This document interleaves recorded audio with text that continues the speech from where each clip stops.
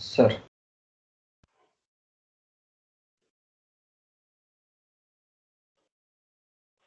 Okay, I hope my screen is visible.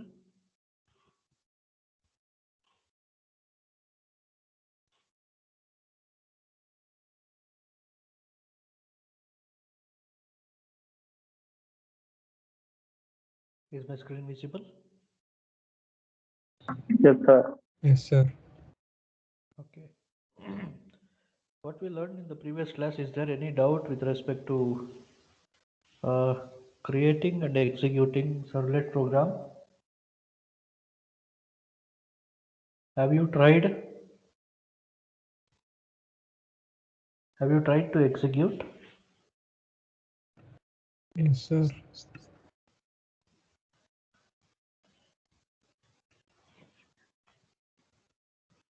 Is there any doubt? How to create and execute servlet program?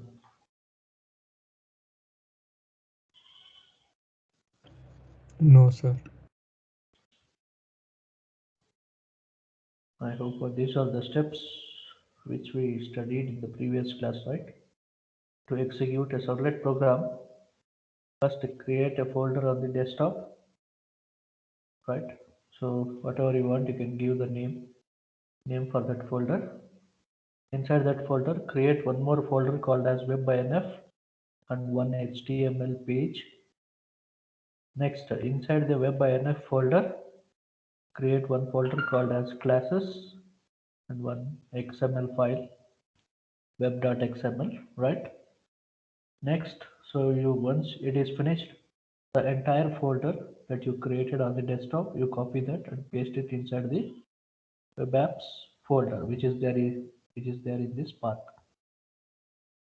right? So after that, then to compile the servlet file, once we compile, then only we'll get the class file. So to get that, first change the directory, go for command prompt, and you change the directory to this path in the class up to this. So in this folder, you are having your servlet program. So change the path to that folder. Once the path is changed, then set environment variables, right? You can set the path. Then we can compile. So to compile, we are using the command called as javac. Next, we are ingesting that to place the class file in the same folder where the source file is existing. Then we are adding the jar file, which will include your javax.servlet and javax.servlet.http packages. That is, servlet's API will be included, right? So where if you are using this HTTP request, HTTP response, so for that we need API. API means javax.servlet API package we need. So that package is inside this servlet API.jar file, right? So that we are linking to this, or we are including. Then we are specifying the name of the file to compile. So once it is compiled, then it will be placed, right? Then it will be placed. Next, open the browser, uh, type localhost colon port number 8080 slash your folder name, right? Your folder name. So automatically the servlet gets executed, right? This is the procedure we learned in the previous class. Yes or no? So today we'll see, we'll continue with our syllabus, right? That is apart from, that is for your hands-on experience purpose only. I told, so that you can practice the remaining servlet programs and you can get exposure to that one, right? Uh, Next, we are having a simple servlet program. Okay, so the same steps has been demonstrated here also. Just observe here, create and compile the servlet source code. We know how to create and how to compile the servlet source code. Then copy the servlet class file into a proper directory. and add the servlet's name and mappings to a proper web.xml file. Next, start Tomcat. Next, start web browser and request the servlet. Right? Right. So this is what happens for this. Right. So this is a simple servlet program, basic servlet program we are having, which will print just a hello, right? Which will print just a hello. See, first we are creating a class called as hello servlet, which will extend the generic servlet class. It is a base class we are having, which will provide the functionalities. Okay, for example, when we are studying the life cycle of a servlet, we studied init method is there, service method is there, destroy method is there, right? So when we are extending this generic servlet class, so these init method and destroy method automatically which will be included to our program, so there is no need to write once again. The thing is, only service method will change. Service method will change because we don't know what type of request is going to be sent from the client, right? So to receive that request, formulate and send the response back to the client machine, we need to override the service method which is there inside the generic servlet class.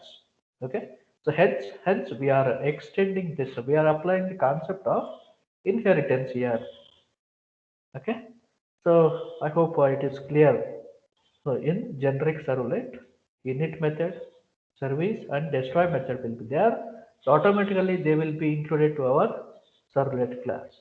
Where since init method initialization of the servlet and deletion of the servlet after execution is finished, so there is no change in that. So that will be automatically provided by this class. The only thing is we will override the service method.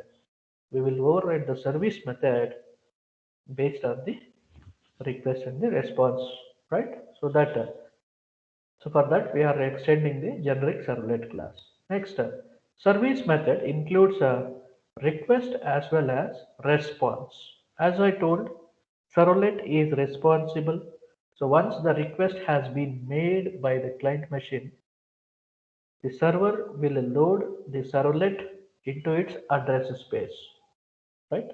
So once it is loaded, from now onwards, servlet is responsible for receiving the request, processing that, formulating a response back to the client, right? So hence, service method is having two parameters. You just see request. So here request object is it got next response. So here it is getting the response object. So this request is used to read the data or the request which is coming from the client request. Once it has done, then again to send the results back to the client, we are using select response. Okay.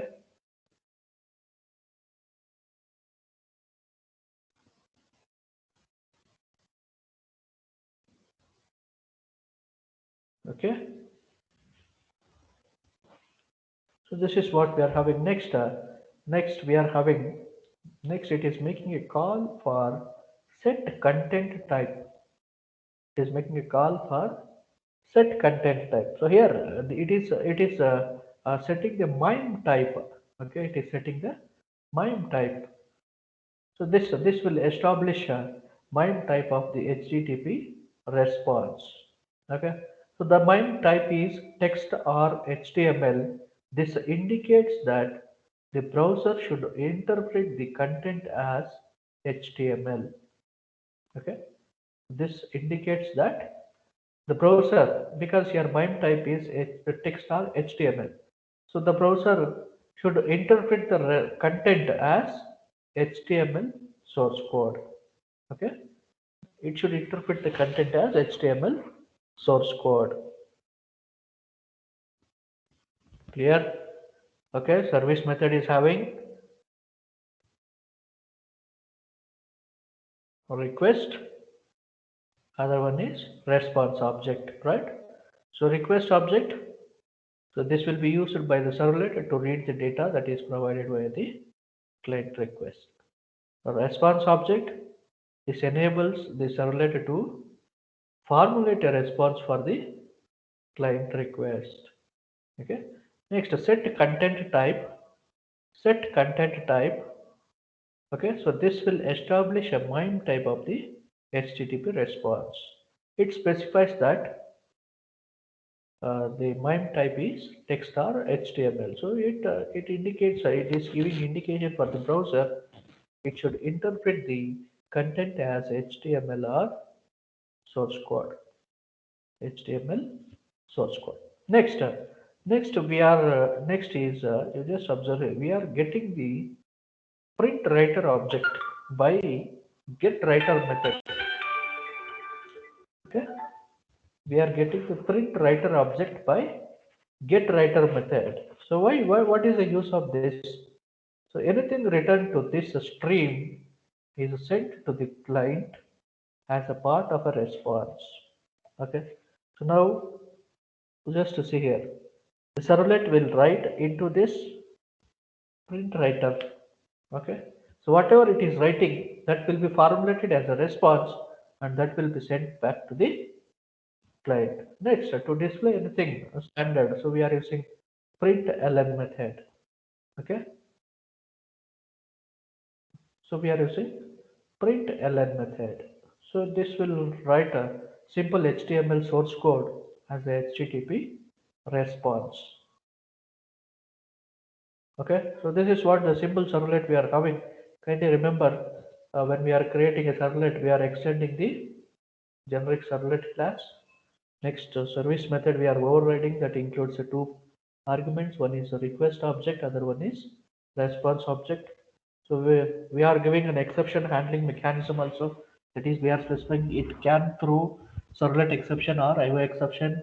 So next we are setting the MIME type by calling set content type method as a text or HTML. This indicates that the browser uh, should display or should formulate a response in a HTML source code.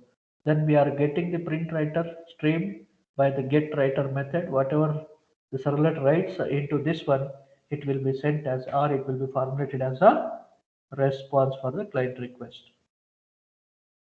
Okay. Okay. So this is what the basic servlet we are having, right? This is what the basic servlet we are having.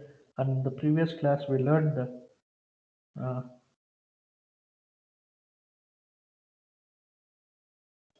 where is that? See here, right? So here we are specifying the name of the servlet. We are specifying the name of the servlet and URL pattern we are specifying. Then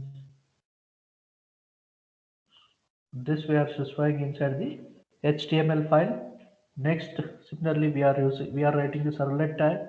So here we are specifying the class name, HTTP class file, as well as name of the servlet, right?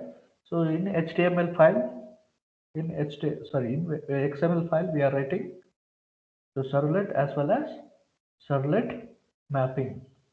Servlet as well as servlet mapping, we are writing inside the XML file. Okay, right? Any doubt with respect to simple servlet program?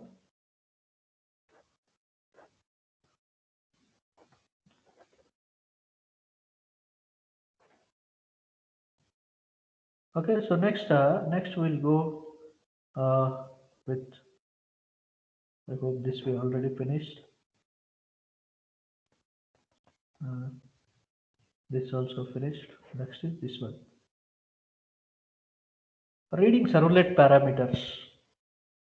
So how to read parameters provided by the servlet, right? So the servlet request interface includes methods that will allow us to read the names and values of the parameters that are included in the client request. Okay, so in the client request, for example, in the HTML page, you will write some employee name, you will give some text field, next date of birth, You will give some text field, right? So you are entering some details in that. So what are those details? Those are the parameters we are passing for the servlet. So here the servlet has to read those parameters, right? So that to read that one, this servlet request interface includes some of the methods, right? So that are used to read the names and the values of that particular parameters, right? So just observe here. Just observe here. Let us take here. Let's see. So HTML file first. Let us see. So here a table is created. Okay, a table is created. In that we are having two rows. In the first row, it is giving table data as employee. Next, it is giving text box. Okay. Next, it is giving text box. Next, in the next row, phone number, and it is giving again text box. So here we will enter. Here we will enter employee, some ABC, XYZ, whatever it is. The phone number we will enter, right? So now once we enter this form, this HTML form, we should send it to the servlet, right? We should send it to the servlet. So that is done by your browser. So the browser is responsible to create a request and then send it to the server, right? So that and then we are specifying. So here the form sending method is post method you are using. We know we are having two types of methods. One is get method, other one is post method.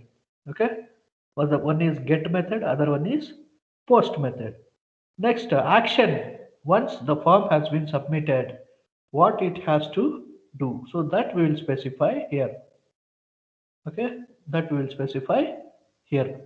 So this is what the HTML file we are having. Inside HTML file, the design and submission method, that is whether you are sending the form data either in a get method or in a post method, then the action you are writing.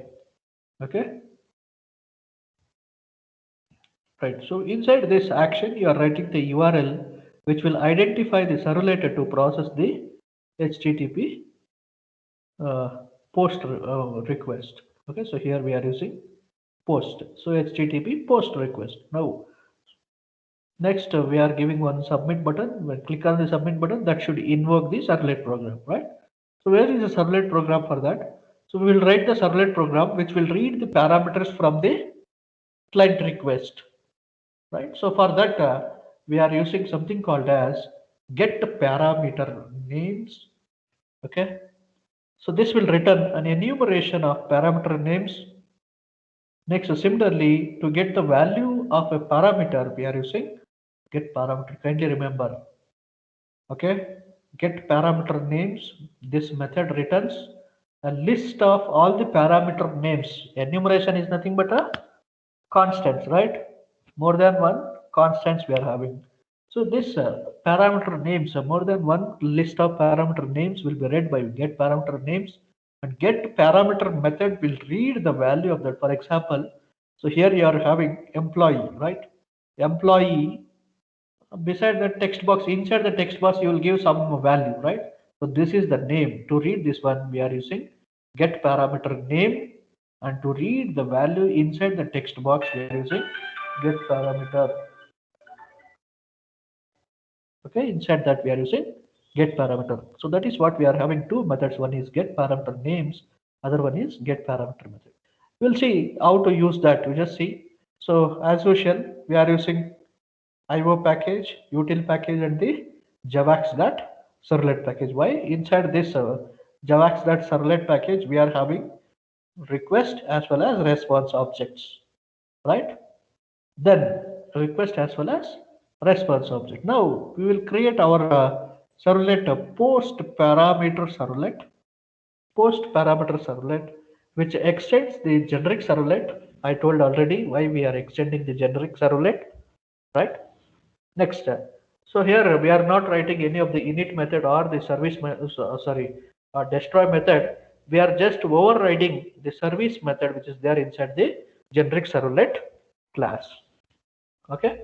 Now here, the service method is having as usual two parameters are there.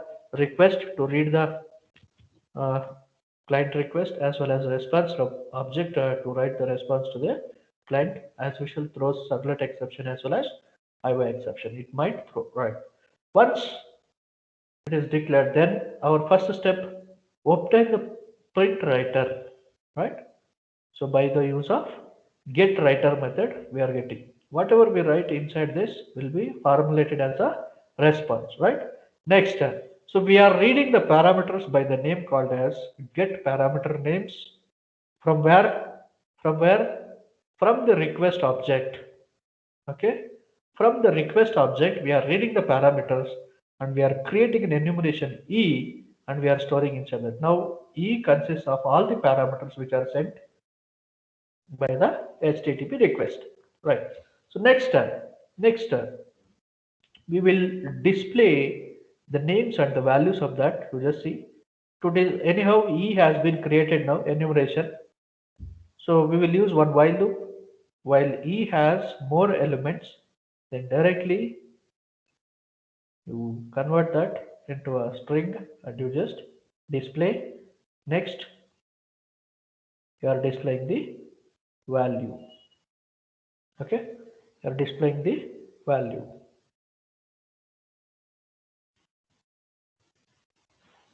Here, just see. So here, whatever the names we are passing. So in the request object, in the request object, from the request object, this get parameter names, it is reading the parameters and it is storing inside the E. Then it is printing that E onto the screen. So once formulating a response is finished, the stream which is open that we are closing.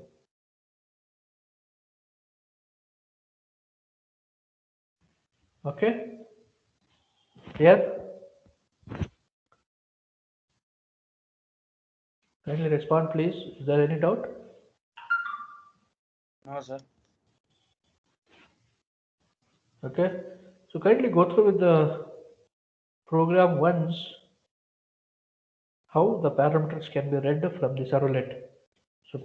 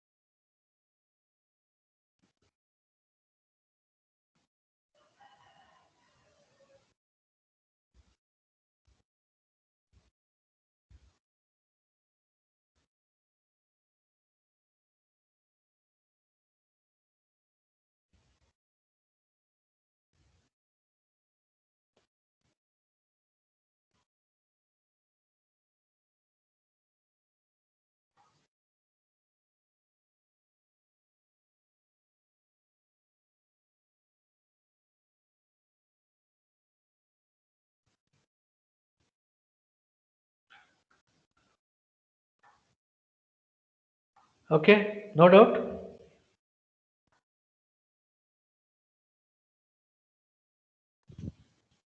No, sir.